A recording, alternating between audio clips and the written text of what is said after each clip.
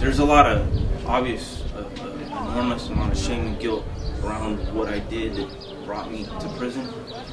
And part of it, the majority of it obviously, is thinking of the harm that I caused and impacted, and how irreversible and how immutable it is that I can't do anything about it.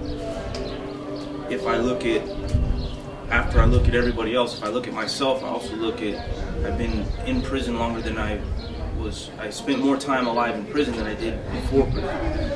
So I was 16 when I was arrested and I was tried as an adult, sentenced to 6 years to life. And it's been through programs like Freedom to Choose where I was given the emotional reassurance that I needed to move on, to grow, to heal, to make amends. Oftentimes, it's not an excuse, but there's a lot of things that cause a horrible, terrible situation to occur.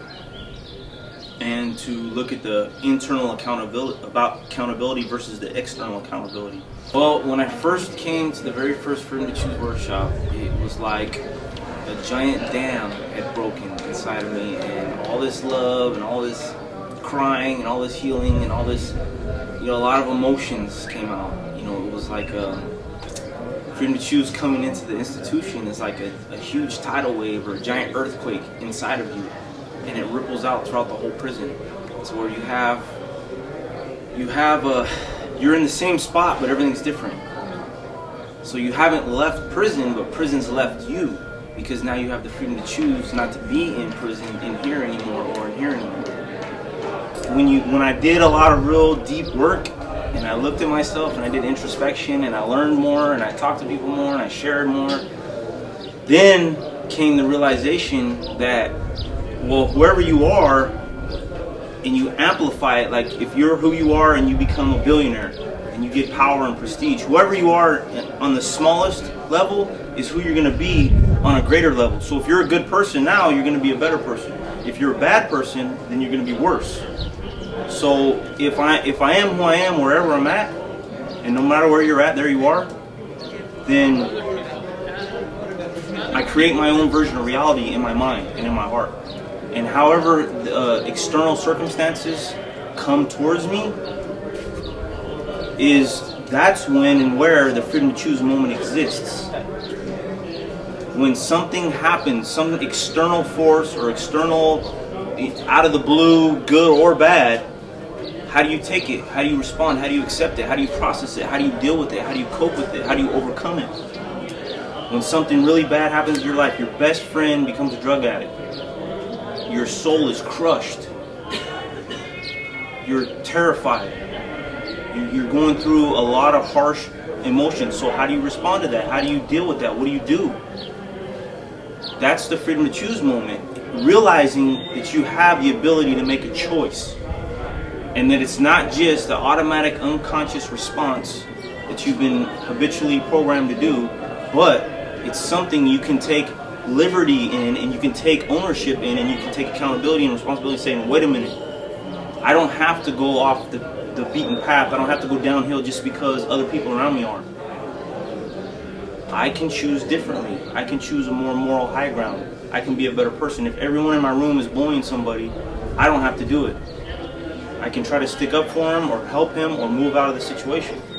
Whereas before, there was a time where I was an emotional slave. So other people's emotions dictated how I felt and what I did. I didn't have the ability to say no. I had to go with the crowd or the pack because that was my identity. I didn't have an identity apart from that. And that identity? I would say I've become a mature adult who has emotional intelligence, empathy and care and concern for others, who is very passionate about the pursuit of doing things and living and making amends, and somebody that has come to understand that an ant has a right to exist and to respect it, that other people's feelings, emotions, their property, everything is valuable and they're connected to it, that I have potential, I have worth, that I have love, that I have the freedom to choose moment inside of me existing every day at every moment, and that I have the ability to overcome, that I can be something far greater than what my teenage actions ever would have imagined. It's important because it reduces violence in the prison, and what it does is there's people who parole every day from this prison. So if Freedom to Choose can come in here and radically shift somebody inside them while they're here, then as soon as they go out into society, instead of stealing your car, instead of breaking in your house, instead of, God forbid, violence, there's a Freedom to Choose moment that becomes crime prevention. There's a Freedom to Choose moment that becomes an anti-recidivism agent that actually works to reduce crime and reduce harm and reduce the things that brought us here in the first place. I do teach magic, but the magic isn't the type of magic you think. It's the magic of change. It stands for maturity plus accountability plus growth plus inspiration equals change. And it's 16 weeks, and we go over domestic violence, we go over victim impact, we go over listening reflectively, we go over emotional management, we go over all these different subjects to try to give people the tools they need to be better people. I'm actually going to call on Daniel.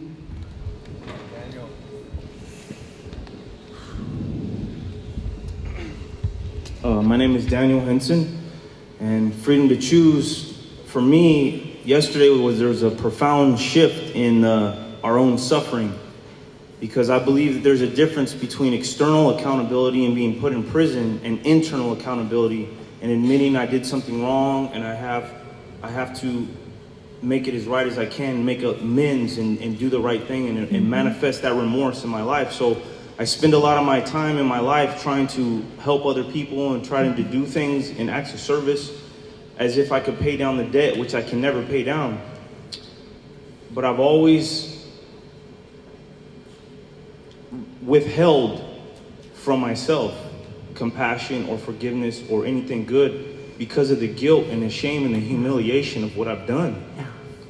And yesterday I realized that there's a difference between the 16-year-old that did that and who I am today. Yes. And there's a Freedom to Choose moment where I can choose up and I can operate at a higher level by giving myself some forgiveness and compassion, and then I can be a better, sharper instrument to help other people. Yes. And with the Freedom to Choose volunteers and Shamin and Howard and Bonnie and David and all of them that come in and give that ability to see yourself from a different perspective. To see myself. To see myself from a different perspective. To see myself as something other than just the person that committed this horrible, unrightable wrong. Yeah. And Freedom to Choose has given me that ability to choose to see this differently.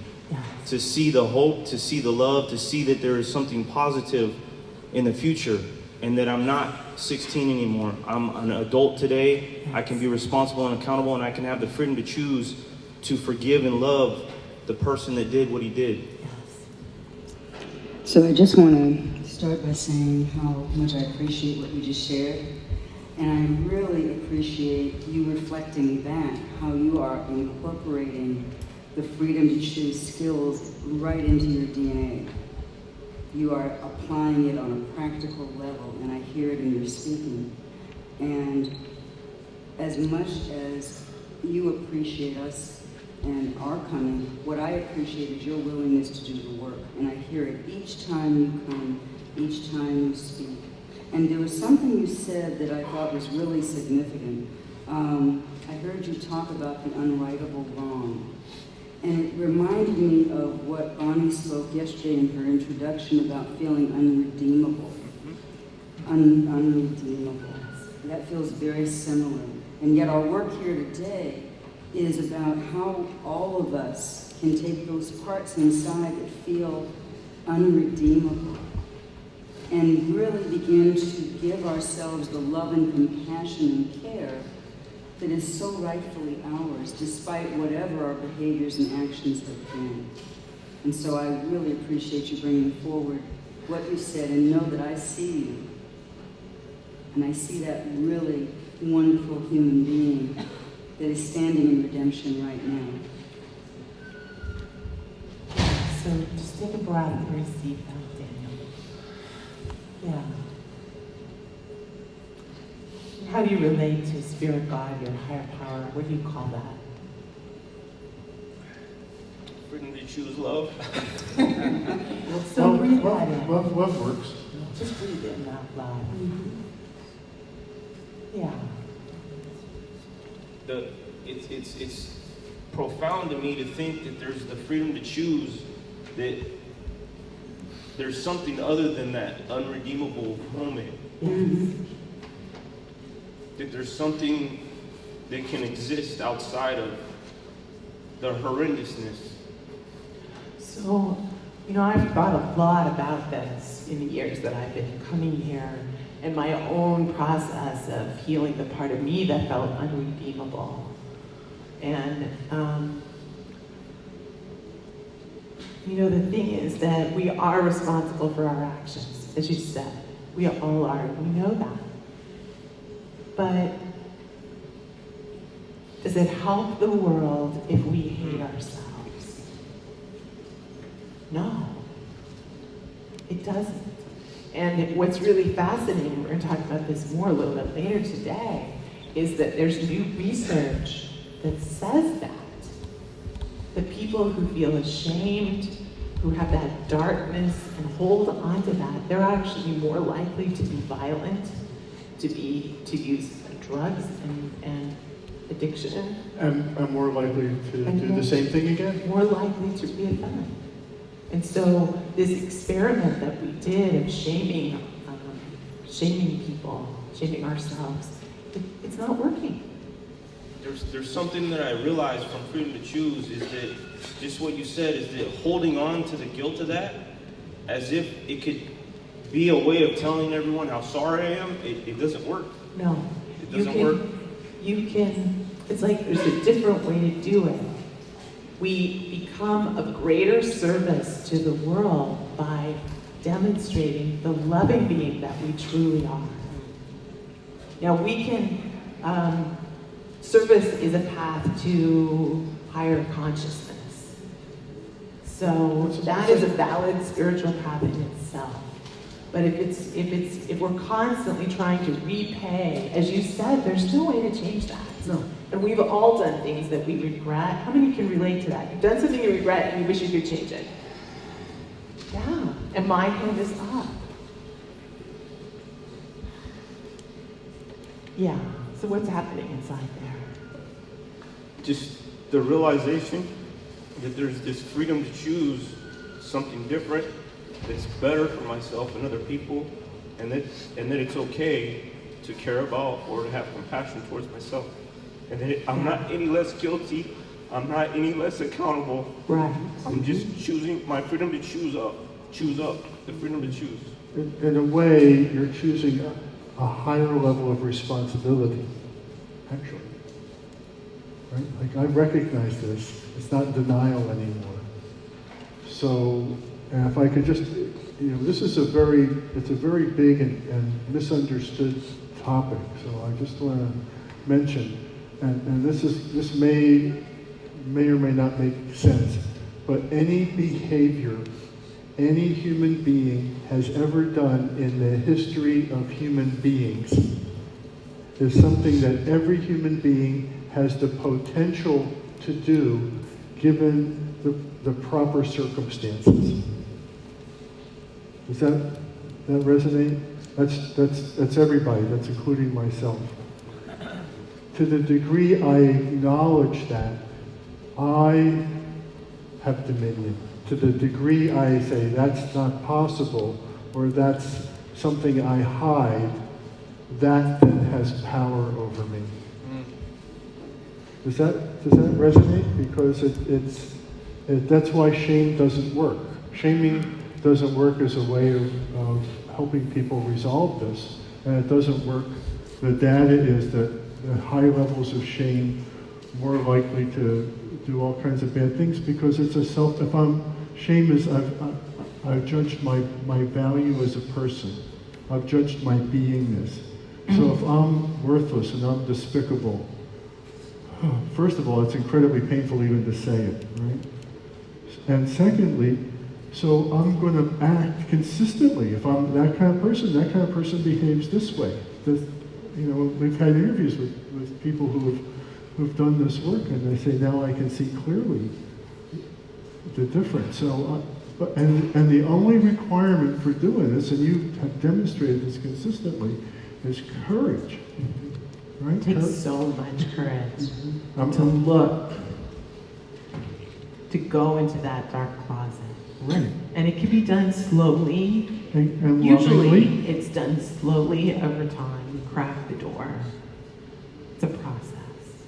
And see, the way I relate to this is it's appropriate to be sorry for the things that I've done that have hurt other people. Yeah.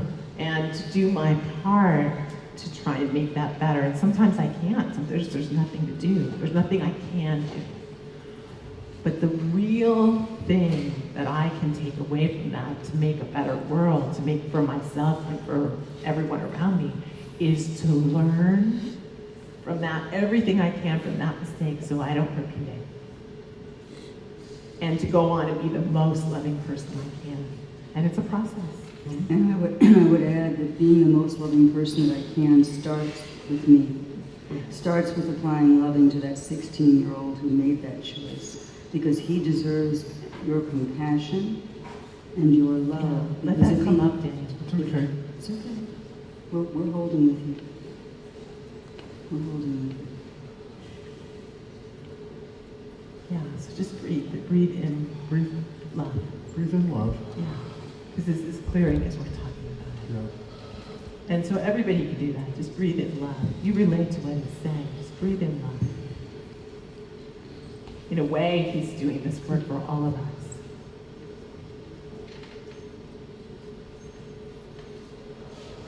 Yeah.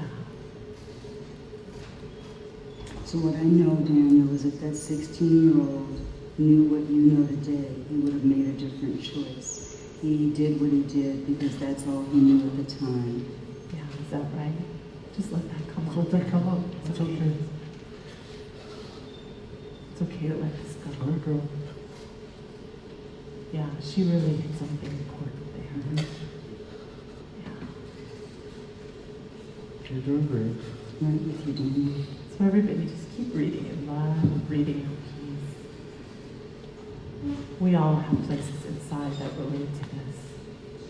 How many can relate to what he's experiencing right now? Yeah.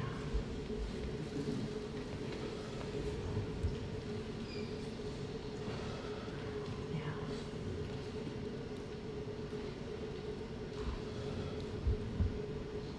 And see, we're gonna talk about this in a little while, but people who tell me that emotions are weak, I'm like, you've got to be kidding. What? The ability to experience this and to be present with ourselves in this way takes an incredible amount of strength and courage. Yes. Mm-hmm. The weak parts of ourselves are the ones that hide and the ones that run away. And you know, I did that for such a long time, and I still do it sometimes, till I'm ready.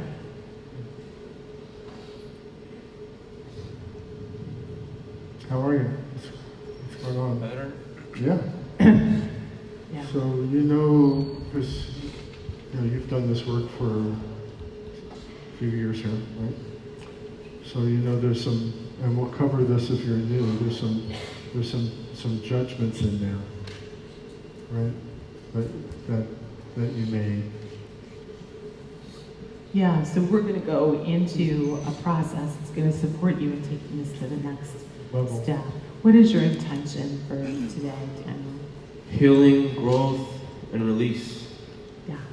So our next process is freedom writing. Well, and so that's a great start to this. And see, you've done such a great service to yourself, to the entire room by standing up this way. And I'll invite you to ask for a blessing, also an intention for grace. That this perhaps could be more graceful than you imagined. Yeah. Okay. And I noticed where you're sitting in your trio. Just switch into the chair so you can complete this. Okay. Yeah. Thank you. Thank you so Thank much. you, Daniel. Beautiful.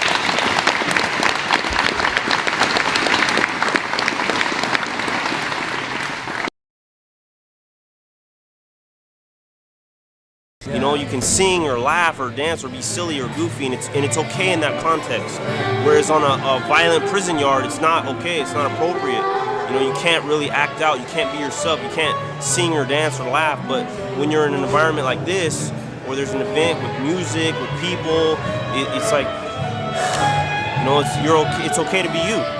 I never thought a future existed for me. I didn't think anyone cared about me. I didn't care about myself. I had no clue that the world and the universe is so ginormous and huge, and people are so beautiful and wonderful. My name is Daniel Henson. I'm the Public Relations Officer for the SDK, Sigma Delta Kappa chapter here at Valley State Prison through Merced College through the Alpha Gamma Sigma Honor Society. Well, we're going to have quite a few things happen today. The first thing we're going to have is we're going to have Miss McBride come up, and she's going to give you a little overview of AGS and pass out some certificates. We have some distinguished speakers from outside in the community and from our inside community as well. So first and foremost, I want to thank you all, and I want to thank Miss McBride. Her and I are going to kind of tag team today's lineup. So without further ado, I want to introduce McBride to you, Professor McBride. Please give her a warm welcome. So one thing that Alpha Gamma Sigma statewide does is recognizes permanent members. So in order to receive permanent membership in Alpha Gamma Sigma, you must complete 2 semesters of membership with 15 hours of volunteer work per semester. You must have completed 60 units at a college and hold a minimum cumulative GPA of a 3.25 or higher. We have 7 students who have earned permanent membership with Alpha Gamma Sigma, and we would like to present them with their statewide certificates. And Daniel Henson.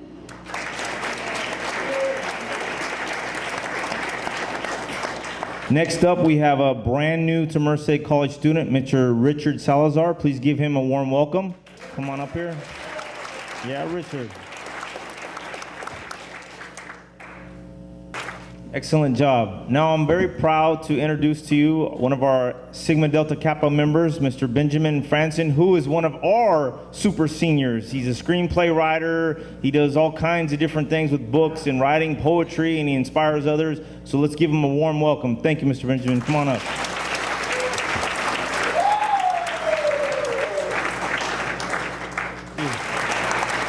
So our club president's going to come up here and pass out some awards and certificates and say a few final words. Before I leave today, gentlemen, I'm very much proud and honored to be a part of Merced College's Honor Society. I'm from Merced and did the most dishonorable thing 20 years ago.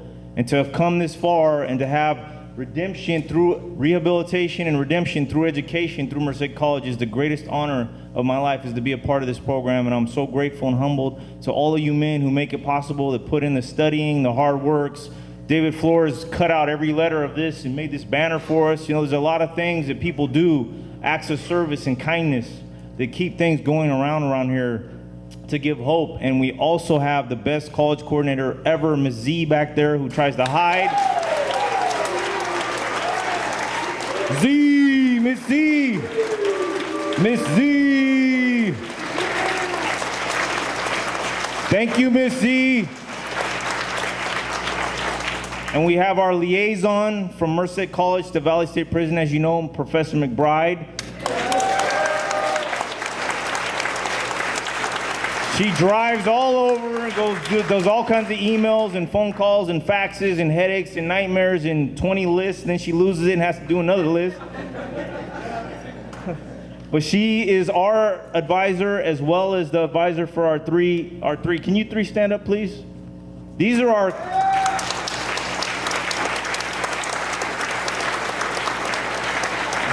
counterparts. So David Flores is standing right there. Raise your hand. That's David Flores in Merced College. That's the president, our president, and then Mr. Brummett is our vice president. There's their vice president right there. She's a little bit prettier than Brummett, though, I think, you know. So we're very grateful for all of our guests and for these people, and so we're going to ask David Flores to come up and give out their certificates. So give David a round of applause. Thank you.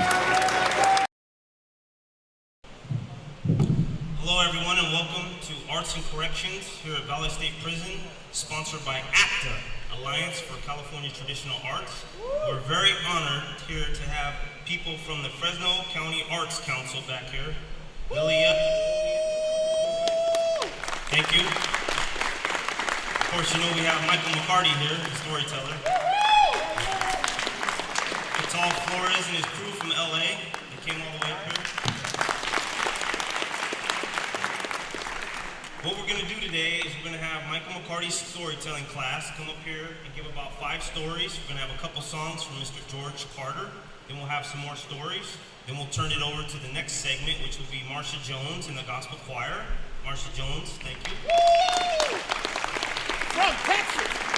Came in from Texas. After that, we'll have Patricia and Augustine. Where are they at? Patricia and Augustine. We're going to have them come up here with music and theater. So we got a fun-filled day, and to kick off the storytelling segment, Michael McCarty has asked me to pay tribute to Zoot Velasco, who's the director of Muckenthaler down there in Orange County, by giving his rendition of The Lion from East LA.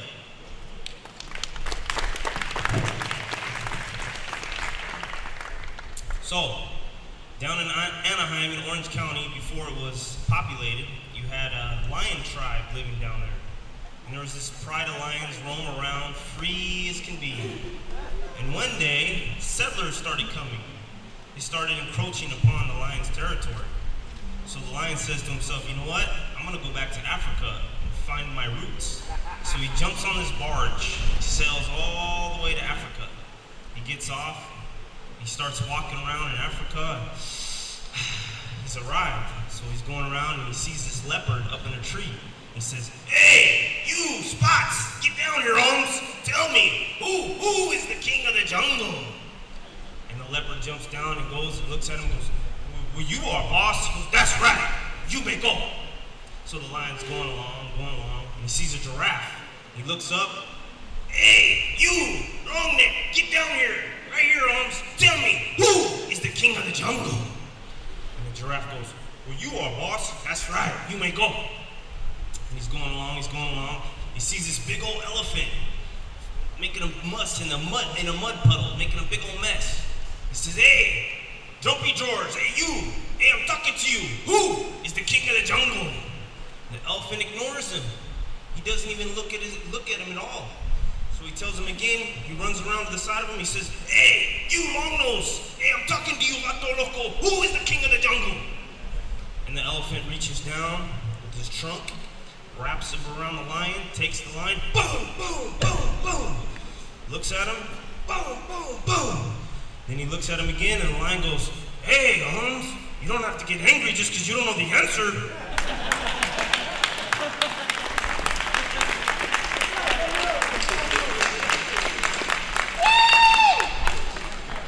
So, we're going to have one of Michael McCarty's famous storytellers come up. We'll have Mr. Luis. Give him a round of applause.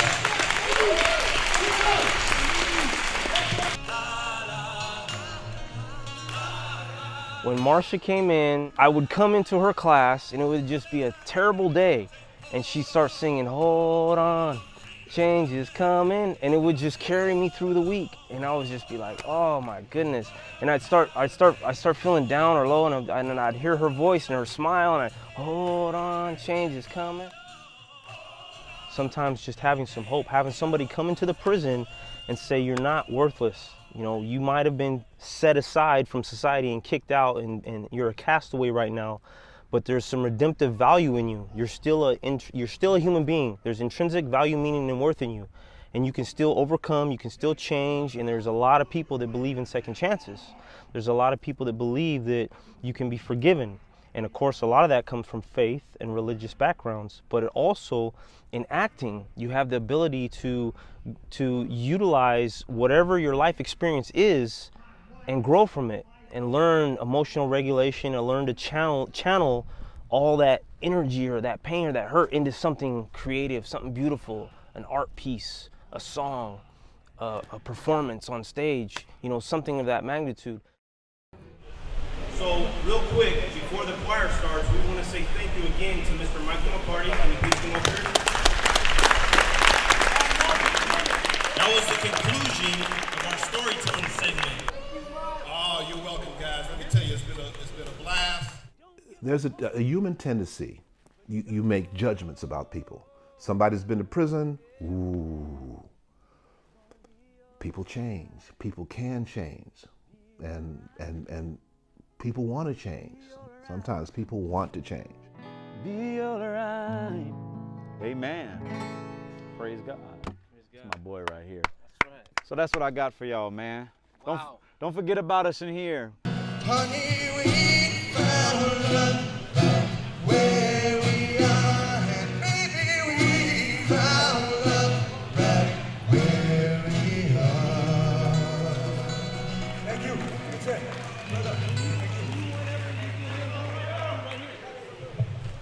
Thank you very much. Ladies and gentlemen, that concludes our Arts and Corrections performance sponsored by ACTA, the Alliance for California Traditional Arts. Of course, we have to send a big thank you.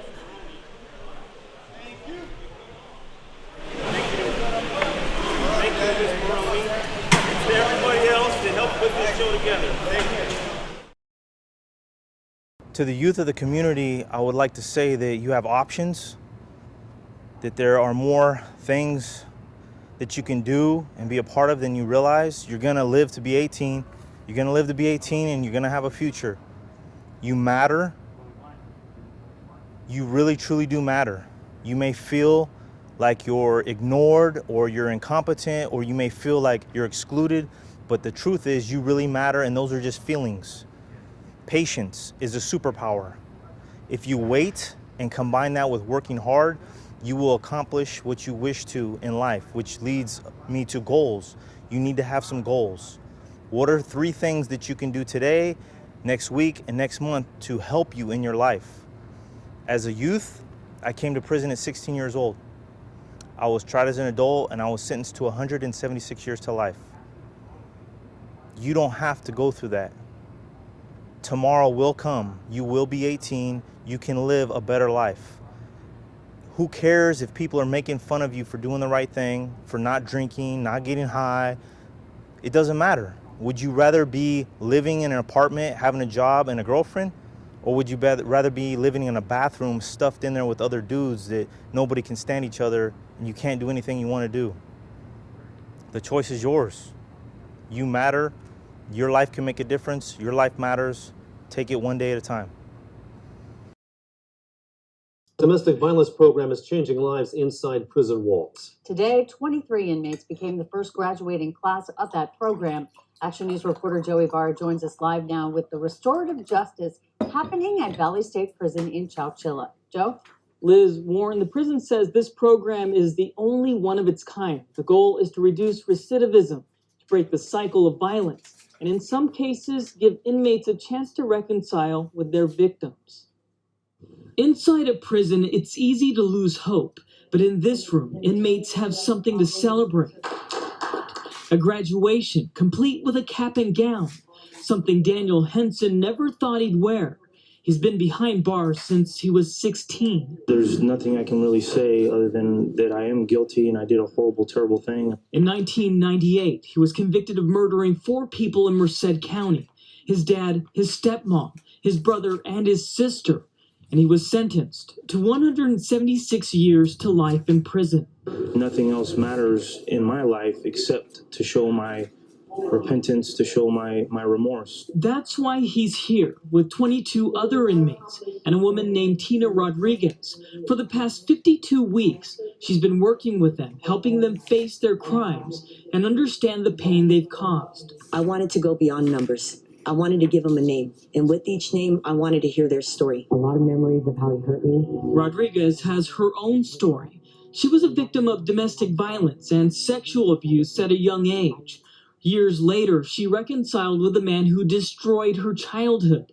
It's called restorative justice, and she gives inmates the same opportunity. Break the cycle. She's breaking the cycle here. She's doing it.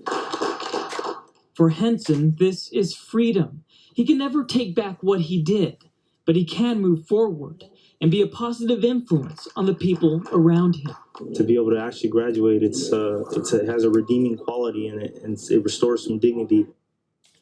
Word about the program has spread at the prison. Rodriguez says there are 300 inmates on a wait list for the next class, and she hopes to expand to other prisons. In the studio, Joey Barra, ABC 30 Action News.